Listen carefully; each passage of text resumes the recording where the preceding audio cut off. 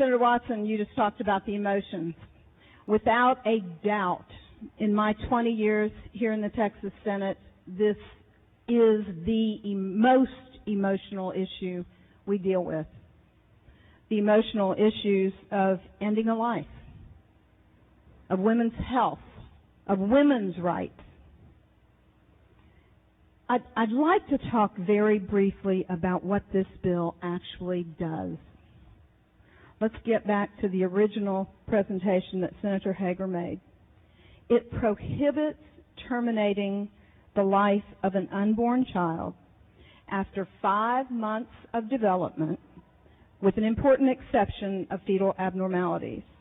It raises the standards of abortion facilities, and it ensures that there are protocols in place to save the life of a woman seeking an abortion if something goes wrong.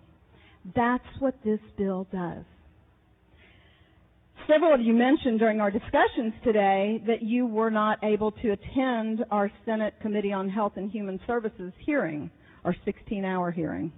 And I was so grateful to the members of the committee and several members who weren't on the committee who came. Many stayed the entire time and listened to the debate. But for those of you who weren't able to be there, I thought it might be helpful if I reported to everyone on some of the issues that were raised during that 16-hour-long hearing.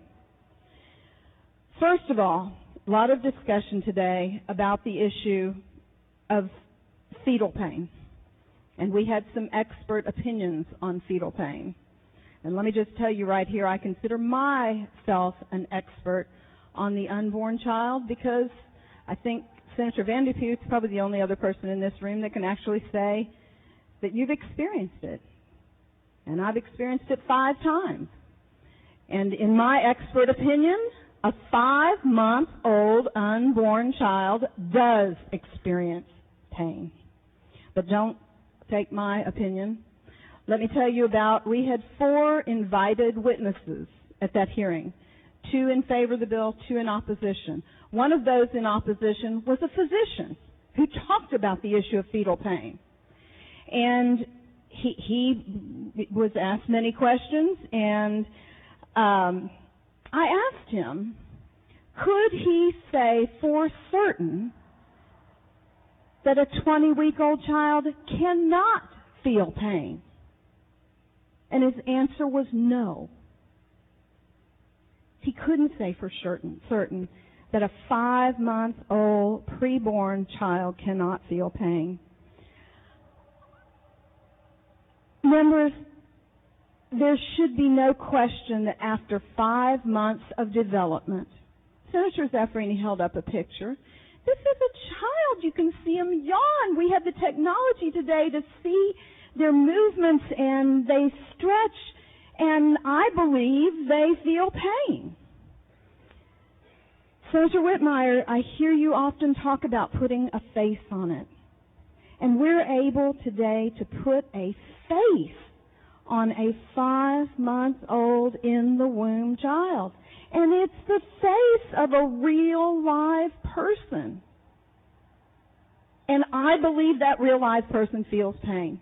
That was an area of discussion. I believe that child has the right to live. And I believe that a majority of Texans believe that it is wrong to end the life of a 5-month-old unborn child.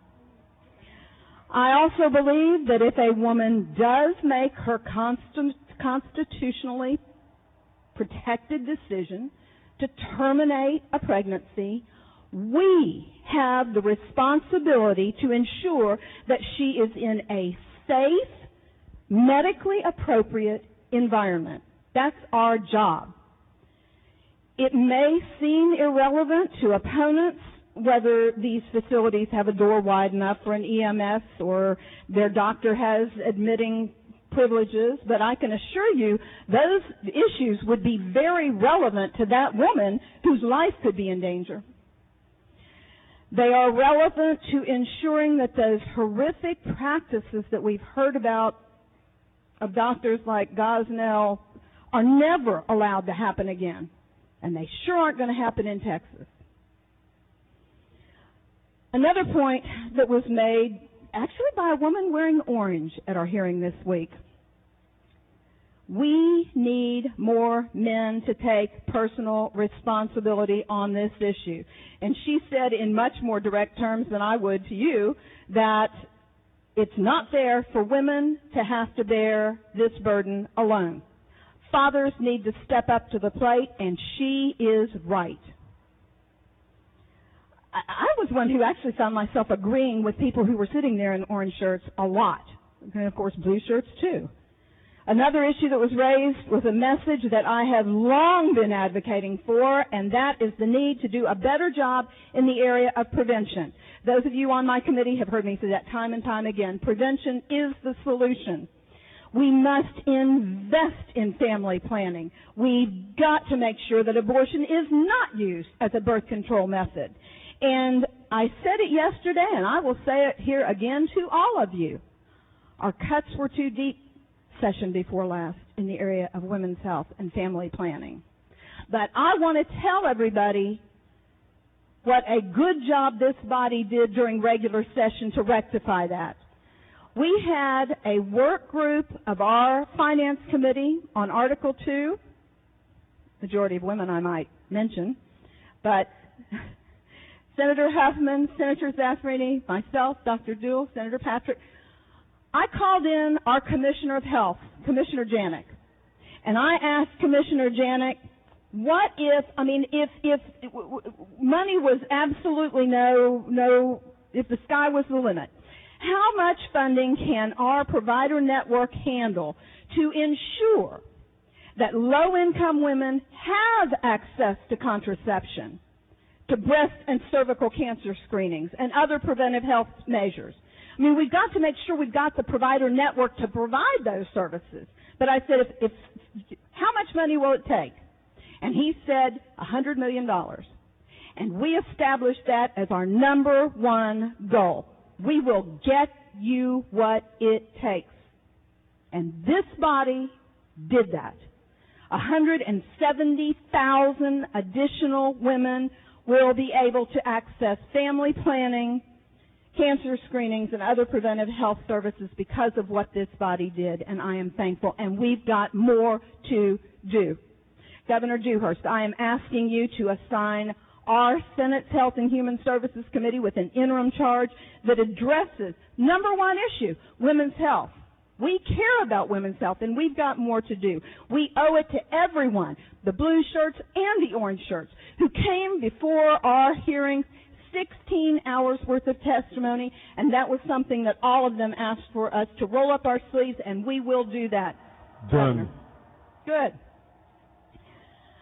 We heard 13 hours of public testimony, 357 witnesses. In all, 3,861 people came here to register their positions on this bill, which I'm told, by the way, Senator Seliger, I'm told that is a greater response than what we saw at every redistricting hearing over the last 2 years combined. That reflects the fact that we're dealing with passionate, deeply held beliefs. But I also believe it demonstrates that Texans care about life and about women. There was a moment at our hearing, and if those members who were there can share with you, we probably saw it better from where we were sitting than the cameras and the people on the other side, but there were two women, one in orange and one in blue, sitting there, both of them sharing very personal stories about deeply traumatic events, and their experiences brought them before us with different positions on the issue. One of them was crying, and the other one, in different color, reached over and held her hand and held it during the rest of her testimony. And that is a moment that will stick with me for a long time. There was pain voiced on every side of this issue. I mean, there was Senator Uristi, the stories about rape and about incest. There was pain from those who had had abortions. There was pain from those who had abortions forced on them. There was pain from those who have lost loved ones to abortion. And there was also pain from those unborn children, although they didn't have a voice to speak at our hearing. We need to stop the pain. I believe in women's health. I believe in prevention. That won't change. Neither will my commitment to human life.